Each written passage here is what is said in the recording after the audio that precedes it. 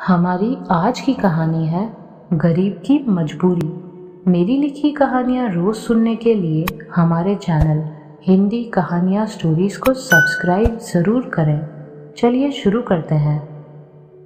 बेहाल कर देने वाली गर्मी और कड़कड़ाती धूप में जब कूलर की हवा लेते हुए मैंने बाहर देखा, तब घर के बाहर खुदाई हो रही थी।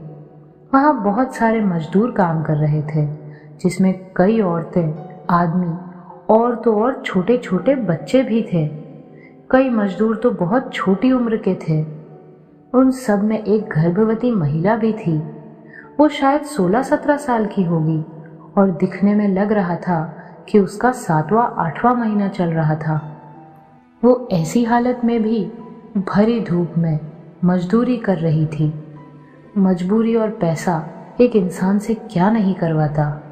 गर्मी इतनी तेज थी कि हम घर की छाया में कूलर के सामने बैठकर भी गर्मी से घबरा रहे थे। इसलिए उन्हें देखकर मैं यही सोच रही थी कि क्या इन्हें गर्मी नहीं लगती होगी, और ये मासूम मासूम बच्चे, इनका क्या कसूर है जो इनको भी इतनी कड़ी धूप में रहना पड़ रहा है और ये सब सहना पड़ रहा है।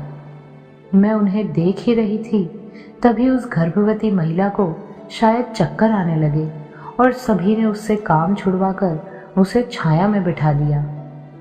इतने में हमारे घर के सामने रहने वाली एक आंटी हाथों में एक बड़ा जग लिए मजदूरों की तरफ चली जा रही थी।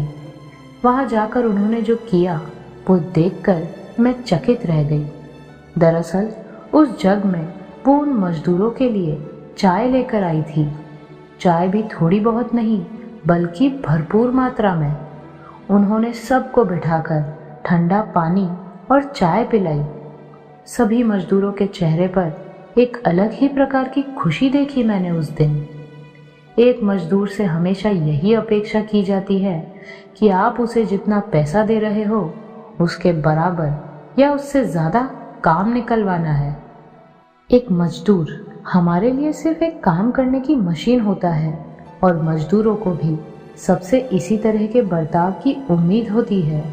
इसलिए आज जब उन्होंने किसी अनजान इंसान की आंखों में खुद के लिए इतनी परवाह देखी, तो एक मजदूर बोल ही पड़ा कि हम इतने दिनों से यहाँ काम कर रहे हैं और आज तक हमने बहुत जगहों पर काम किया है, लेकिन कभी हमें किसी ने चाय तो छोड़ो ठंडा पानी भी नहीं पिलाया, और हम तो आपके घर में काम भी नहीं कर रहे, फिर भी आपने हम सब के लिए चाय बनाई।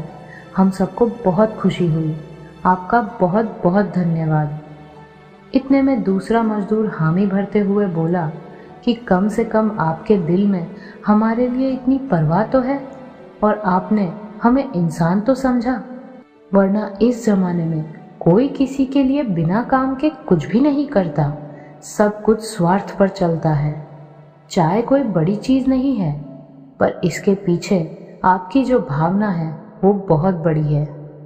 उस मजदूर की बात सुनकर मुझे लगा कि शायद वो ठीक ही कह रहा था। हमारी नज़रों में एक मजदूर हमेशा काम करने की मशीन होता है। कहीं ना कहीं हमें यही लगता है कि मजदूरों को तो कोई कष्ट होता ही नहीं है। उन्हें ना गर्मी लगती है और ना उन्हें थकान होती है। उनका तो काम ही काम करना है, और शायद इसलिए हम उन्हें कभी सम्मान नहीं देते।